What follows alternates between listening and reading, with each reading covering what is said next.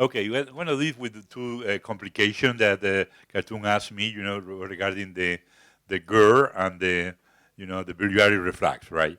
Okay, so this is the SADS, so you already are absolutely aware of that. And then the first problem regarding, go this way, GERD, in all the procedures that we have a sleeve gastrectomy, we will have, many factors that can be involved in GERD after a sleeve gastrectomy and other procedures sleeve related. But we have to be aware that most of the patient will respond to PPI in their management after the appearance of this complication. Focus in GERD first, and then we have about biliary reflux. This is the incident. In this paper, we collect almost more than 1,300 procedure. GERD was not really checked in this report because the main concern, we were focusing on the other, the lead, the bleeding, the ulcer, and some other issues. So, regarding our experience about GERD in the sleeve, I think this is three factors that can justify the low incidence of important GERD after SADS in our experience. I mean, we are performing a wider sleeve, and we are maintaining the gastric emptying. These two factors can contribute to have less or very few GERD problem. This is our bougie. This is 18 millimeter bougie, 54 French, and here you can see the appearance. We're maintaining the antrum over there, and I think we have a lower GERD rates. Even other characteristics like less kinking, lower leak rates in the sleeve, lower intragastric pressure, better intake, a greater gastric volume. And here you can see what we were commenting this morning. When you are using a wider sleeve, as here, the SADS and the sleeve. Here you can see the angle is going to be different. If you are performing using a narrower bougie, you can be prompt to have an acute angle in that an obtuse angle. And when we measure this angle here, you can see the measure of the angle. The angle in the sleeve in SADS and a sleeve going to be much higher. After this sleeve gastrectomy, the angle of the mid part of the stomach is significantly smaller, is usually acute, than after SADS procedure, simply obtuse, and can be related with the gastric emptying. And a very important influence of justifying the utility of using this bougie. Also, as you were commenting here all the day, the antrum preservation is very, very important regarding avoiding having GERD. Also, the pyrrhus prevent, of massive, GERD from the duodenum, from the ileum to the duodenum, and also going to be important to take into account this. I think the size matters regarding the GERD in the sleeve. I mean, if you are using this bougie or this bougie, the volume that you are having there is going to be an increase in more than 50% in using a larger bougie. It's going to be a bigger stomach, going to be important. In our experience, the GERD related with SADS, 3% over the sleep patient need revisional surgery because GERD, using a bougie 14 millimeters. I mean surgery, not PPI treatment. And 0.6 of our SADS patients need revisional surgery because GERD, using a bougie 18 millimeters. Going to be a very few patients going to need some revisional surgery in this scenario. Now, it's going to be 10 versus 0.5% regarding, the need of maintaining, the principle of performing a wider sleeve and preserving the antropyloric area of our test. In our 10-year revisional study, what we observe regarding GERD is here you can see 36 patients, 6-year mean follow-up, which we do endoscopy follow-up in this kind of patient. And we have normal in 72%, grade 1 esophagitis in 14%, and grade C, CD in 83%. The majority of the patient was treated medically. One of these patients in this series was submitted to a HEAL procedure. HEAL procedure going to be a pexy of the GI junction to the posterior. And you have a look to other experience, here the Dan Cotton experience from Utah in US regarding this long-term result. There you can see very important to show how GERD before surgery is going to be 30%. And then 6 years going to be a very important follow-up there.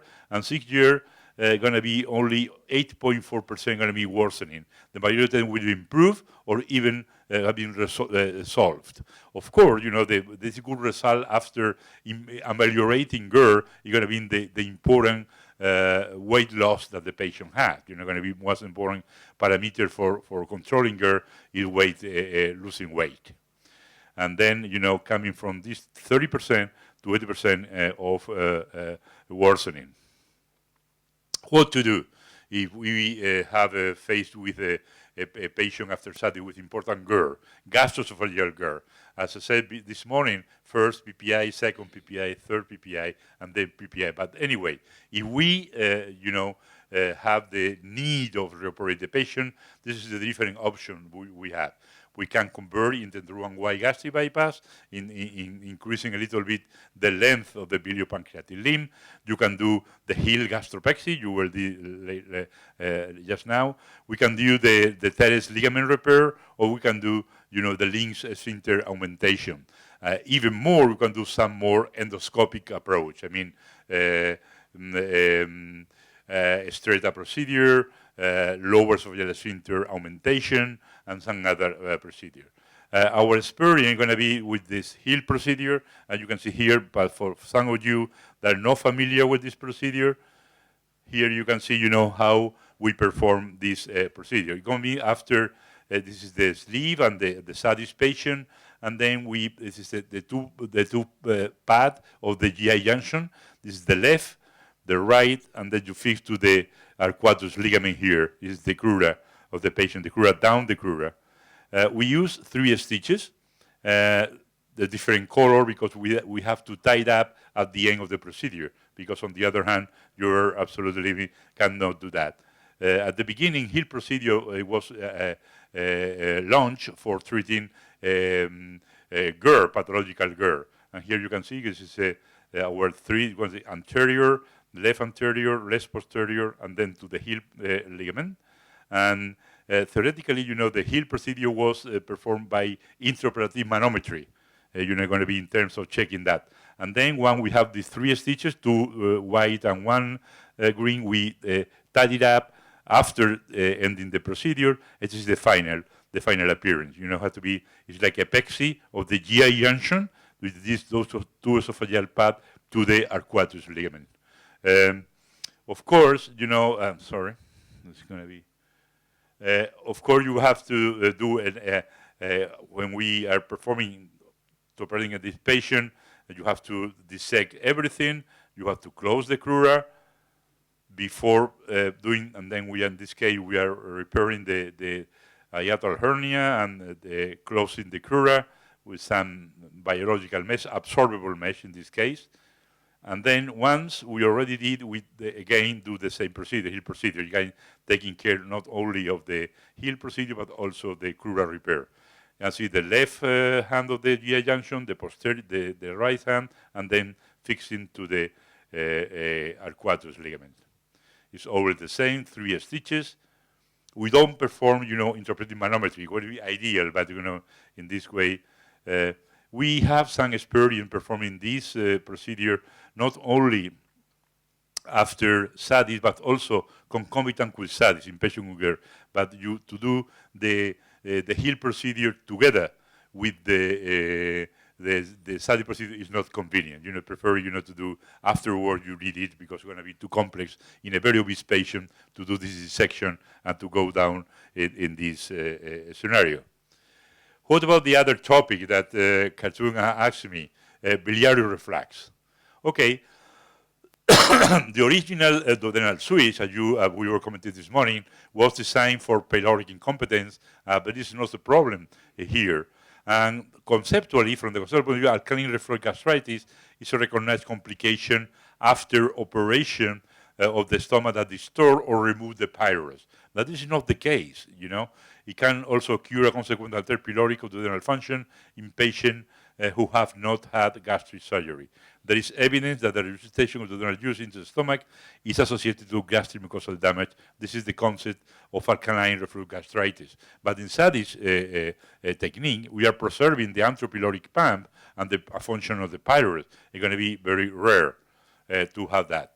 If you follow this strategy, preserving the right artery, at the same you are preserving the vagal innervation of this part, and you are maintaining the functioning of the pylorus, you're going to be a natural barrier against GERD. The concern is going to be a concern about that. Some people have that concern, but really maintaining again the antropyloric area and maintaining, the pylorus prevent of this. If some bile come here, can be expelled down very nicely in a very physiological way. And another important question is when we are performing a sleeve, here you can see how nicely in a patient after SADS, we can see the antral contraction. It demonstrating that we already are preserving this functionality in this area. Again, when we come back to our paper, the medium long-term result, bile reflux is only 0.1%. It's going to be 2 cases in 1,328 patients. It's going to be very, very, very low. We did also a study with Yuri Yazov from Russia some years ago comparing SADS 250 versus Huang Duodenal Switch. We followed those patients 5 years. Dr. Yuri Yazov was performing open SADS procedure and open Huang Duodenal Switch. We observed biliary reflux together with gastroesophageal reflux in 7.5% of this patient, with 17 patients only. The majority of them, all of them were treated medically. We don't have to report any of these Russian patients. Here you can see this is the figure. We published in Obesity Surgery this paper, 7.5% after SADS. We already did perform a study comparing what is the role of the main aim was to compare, the short and medium term of SADS versus one anastomosis gastric bypass for weight recidivism after a sleeve gastrectomy. This is the paper we already did. We include 42 patients in each arm, SADS, and 42 patients after one anastomosis gastric bypass. And then here you can see even regarding the weight loss, totally lost weight little in favor of SADS with no statistical difference with one anastomosis gastric bypass. The most important finding regarding the symptomatic bile reflux. It's going to be much higher in one anastomosis gastric bypass. We are not preserving the anatomical gastropyloric area, and the percentage of GERD was 27% compared with only 5% in the patient after SADS, showing going to be the biliary this adverse effect is going to be very, very important in one anastomosis gastric. One anastomosis gastric bypass. Even one of the reasons to perform or Huang-Y duodenal switch or compare a SADS in a Huang-Y duodenal switch, it's going to be postoperative untractable bile reflux, a part of the other indication we're commenting this morning. In the end, in summary, neither GERD, gastroesophageal reflux, neither biliary reflux is going to be a huge, important situation in patient after SADS. And again, invite you to it, so it's going to be very important, to see you there in September. Thank you very much for your kind attention.